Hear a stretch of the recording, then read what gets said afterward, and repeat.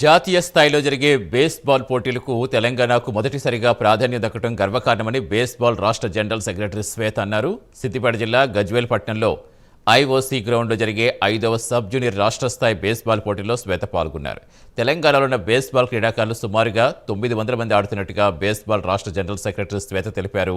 వారిలో ప్రతిభ కనబరిచిన క్రీడాకారులను గుర్తించి జాతీయ స్థాయిలో జరిగే 13వ సబ్ జూనియర్ బేస్బాల్ పోటీలకు పంపిస్తామని శ్వేత తెలిపారు. मैं general secretary baseball association Telangana Shweta बात कर रही हूँ। ये सब जूनियर नेशनल 30th सब जूनियर नेशनल के लिए सिलेक्शन हम लोग लगाए हैं। ये 4 डेज का कैंप है यहाँ पे।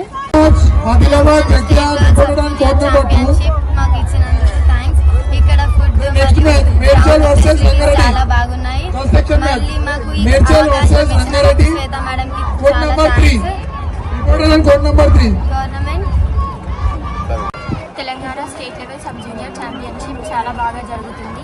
ఇక్కడ కాంబినేషన్ కానీ ఫుడ్ కానీ చాలా బాగున్నాయి.